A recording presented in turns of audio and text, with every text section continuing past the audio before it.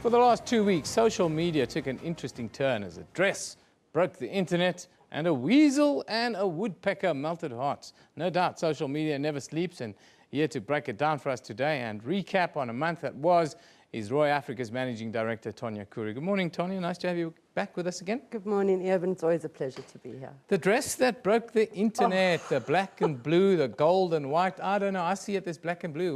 What do you see, by the way? I see white and gold when I look at it like that, but if I put my hand over the bolero jacket, I see black and blue. So maybe I'm a little bit different to everyone else.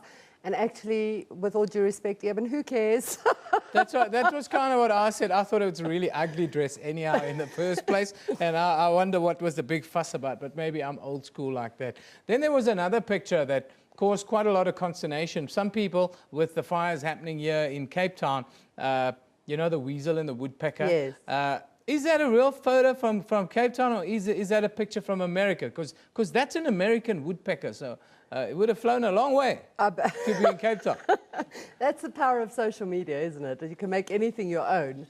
I believe it's not from here. I've been told that, but then who knows, Evan? Like, I believe it's not from here. I believe it's from far, far away. It's a very cute photo. I believe it's not been tampered with, so it seems real. So it definitely melted my heart. I thought it was very sweet indeed. It's an incredible picture, Yeah. but I can say to our viewers, we don't think it's real. We had an environmentalist in, and he told us that that's an American weasel and an American woodpecker, and they are not natives to South Africa. So I think sometimes we have this poetic license on social media, Absolutely. don't we? Everybody's a journalist and everyone's a wildlife photographer. Let's move on to the serious stuff. The fires, pictures, tweets of the Cape Town fire has really caught people's hearts. What have been some of the highlights that stood out for you this week? Eben, it's been such a beautiful show of solidarity of South Africans in general. I mean, a lot of money was raised. Firefighters are being called superheroes. We've seen a lot of cartoons where Superman logos have come out on their shirts. And it has set our charts ablaze as well. What you're seeing on the screen now is the news versus social media. And it's always the other way around. Social media tends to dominate a big story more than news does. But here it's sort of neck and neck. So news contributing just as much to the cause as social media did. And it really was a very big sign of the human spirit and how we fought together. And I think it ended up being a lovely story. Now, Tonya, I took a lot of abuse on social media this week because I was the one who put up yesterday, I said Cape Town, and being from there, sometimes I have a bit of license myself. So I said 92 people, human beings, died during shack fires in the year 2012-13. That's a statistical fact. More than 31,000 shacks burnt down in Cape Town since the year 2000, and that number's extrapolated to be even double that.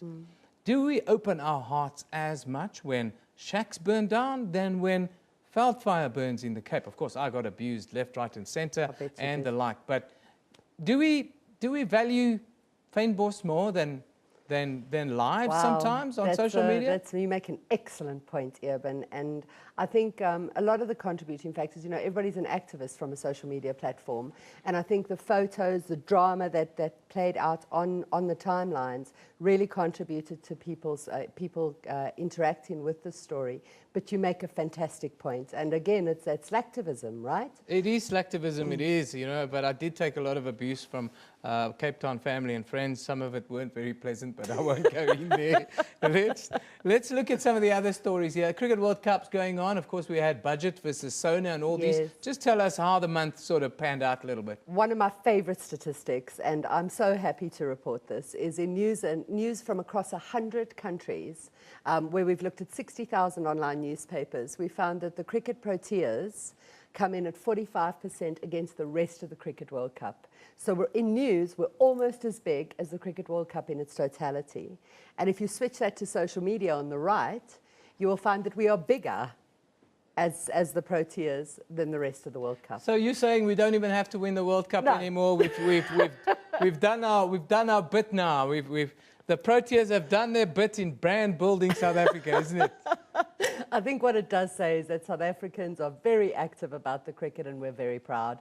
And it's a lovely statistic. It's particularly good to end the week on it. Thank you very much, Tonya. Tonya Khoury, Managing Director of Roy Africa, always gives us a wonderful insight into what you're tweeting and Facebooking and all the other social platforms about, Instagramming pictures, all of that, even if it is some of those hideous selfies that we put up. Thank you very much, Tonya. Thanks for being with us. You're welcome, Eben.